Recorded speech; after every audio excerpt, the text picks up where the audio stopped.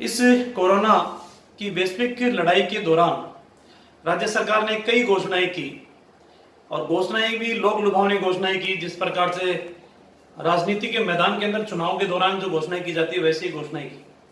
जनता भी ये सोच रही थी कि सरकार संवेदनशील है और सरकार संवेदनशील होने के नाते हमारी समस्याओं का हरण करने का काम करेगी। मैं पहले भी कई मौकों के ऊपर, कई अवसर के ऊपर किसानों के हालात बयां कर चुका हूं। उन हालातों के अंदर किसान की जो फसल की बर्बादी, या जिसको मैं ये कहूं कि उसकी लागत का मूल्य तो बहुत दूर की बात है, लेकिन उसकी मेहनत का प्रतिफल भी किसान को नहीं मिला इस लॉकडाउन के चलते। लेकिन उसके उपरांत सरकार ने पहले कहा कि हम बिलों को स्थगित करने का काम करेंगे।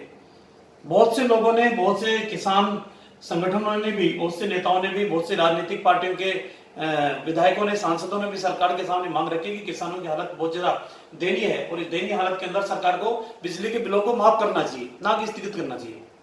लेकिन जिस प्रकार की खबरें अब विद्युत विभाग की ओर से आने लगी है और उनका संदेश सीधा साधा यही है कि 31 तारीख तक हम इंतजार करेंगे और 1 तारीख के बाद में जो लोग बिल जमा नहीं करा रहे उनके कनेक्शन काटने का काम भी हम करेंगे।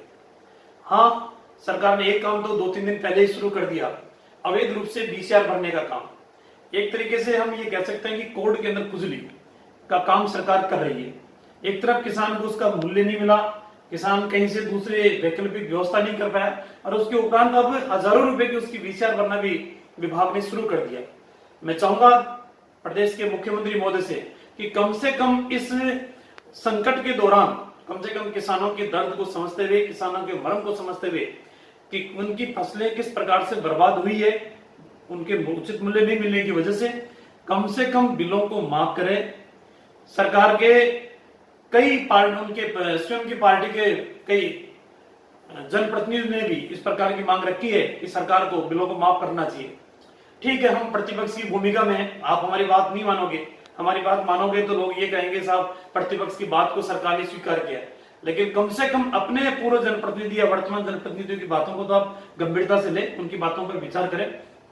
और जो 3 दिनों से अवैध वीसीआर भरी जा रही है, गलत तरीके से वीसीआर भरी जा रही है, मेरे ख्याल से लगता है कि विद्युत विभाग को जो घाटे का जो क्षतिपूर्ति करने का काम ये वीसीआरों से करने की जो सोच रखी है सरकार ने, कम से कम इन वीसीआरों को बंद किए रहे, सरकार बिजली के बिलों को माफ करे।